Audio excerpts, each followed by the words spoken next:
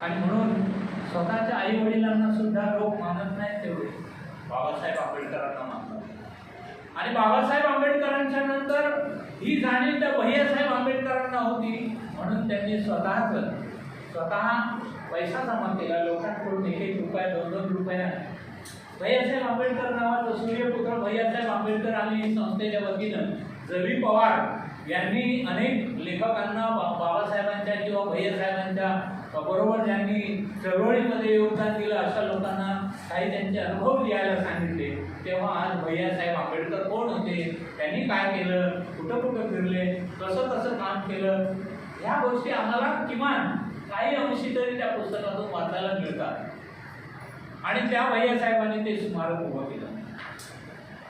आज या यवतमाळ जिल्ह्यामधले जे पदाधिकारी होते, जे प्रामुख्याने बुद्धिस्ट सोसायटी ऑफ इंडिया अर्थात भारतीय बौद्ध महासभेची शाखा निर्माण करण्यासाठी ज्यांचा विरोध होता, त्यांना विचारलं, अहो का विरोध करताय तुम्ही?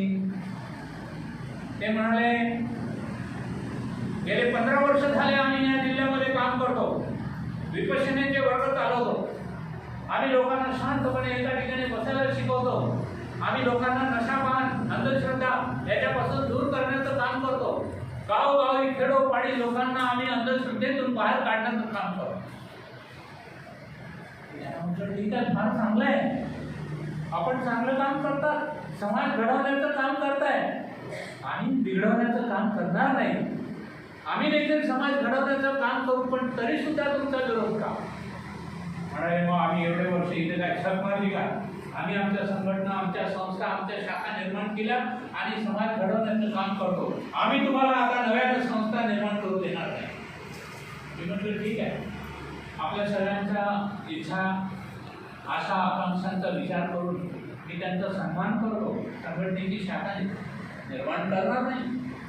पहिला दिवस तो होता आणि 12 वाजता पोहे खाल्ले त्या विहारामध्ये।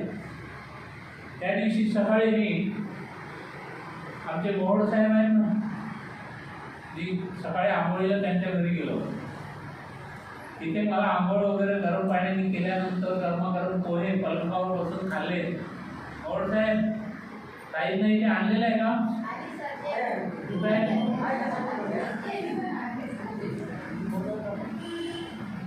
आमच्या मुलगुले ताई मुंबईला असतात, यांच्या मोठ्या बहिणी।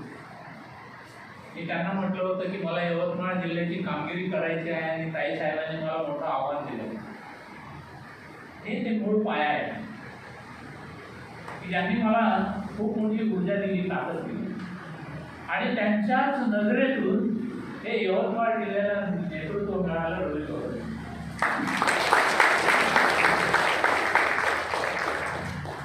आमचे दुसरे मोहोड साहेब वयस्कर आहेत, आता केस पिकलेले आहेत त्यांचे, पण त्यांनी संपर्क सैनिक दलाचा ड्रेस घातला, प्रत्येक ठिकाणी मागे असायचे ते दांडा हातामध्ये घेऊन।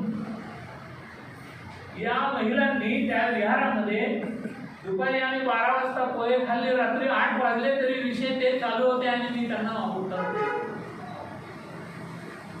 शाखाच निर्माण करायची नाही म्हणाले।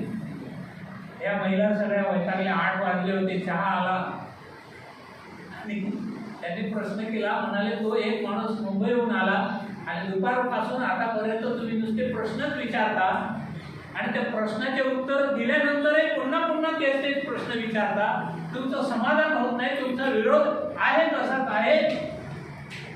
तुम्हाला काय माणसं म्हणायचं की काय म्हणायचं? बरं, असं नाही की बाबा माणसं शिकलेले नाही, त्याच्यामध्ये काही कॉलेजचे प्राध्यापक होते, PhD होल्डर होते,